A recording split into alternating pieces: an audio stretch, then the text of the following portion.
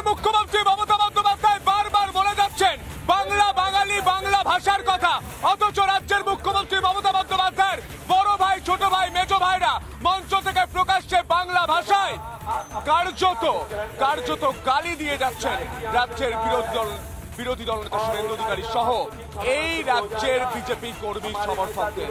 কখনো উদয়ন গুহ, কখনো তৃণমূলের অনুব্রত মণ্ডল, আর কখনো আনোয়ার খান এই কলকাতার ৮০ নম্বর ওয়ার্ডে দাঁড়িয়ে রয়েছে।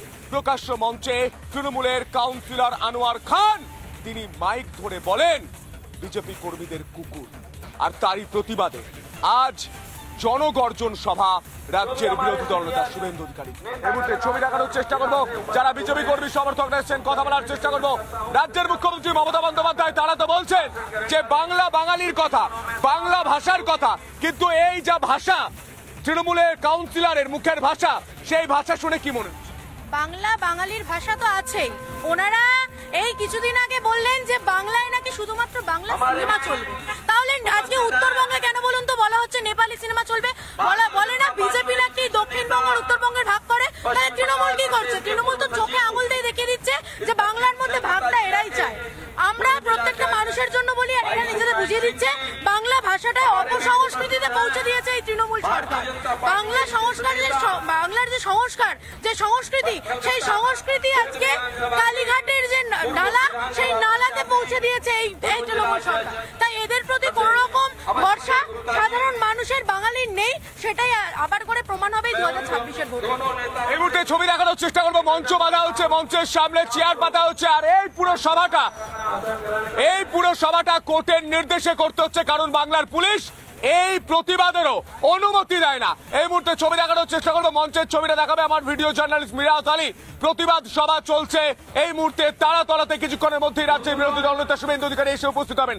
জনগর্জন সভা, ভাষা সন্ত্রাস এবং হিংসাশ্রয়ী রাজনৈতিক অপসংস্কৃতির প্রতিবাদে এই প্রতিবাদ সভা, আর গোটা জায়গাটা এই মুহূর্তে ঘিরে ফেলা হচ্ছে পুলিশে, কারণ হাইকোর্টের নির্দেশে এই সভার আয়োজন করা হচ্ছে।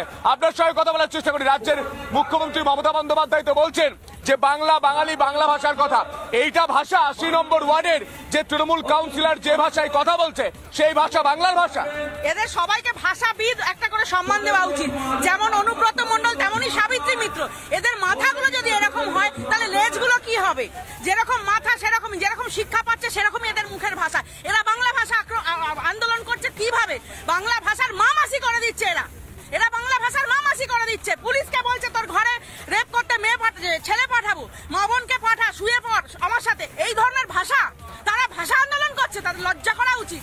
তারাতলায় দাঁড়িয়ে তৃণমূলের কাউন্সিলর তিনি বলছেন রাজনীতি করতে দেব না, আজ সেই তারাতলার বুকে আপনারা সভা করছেন। কি মনে হচ্ছে, এটা বার্তা দেওয়া? একদমই বার্তা দেওয়া। সারা পশ্চিমবঙ্গ জুড়ে আমরা আন্দোলন করব, আমরা মিছিল মিটিং করবো। এটা গণতান্ত্রিক দেশ, আমাদের অধিকার, আমরা সেই অধিকার আমরা বাস্তবায়িত করব।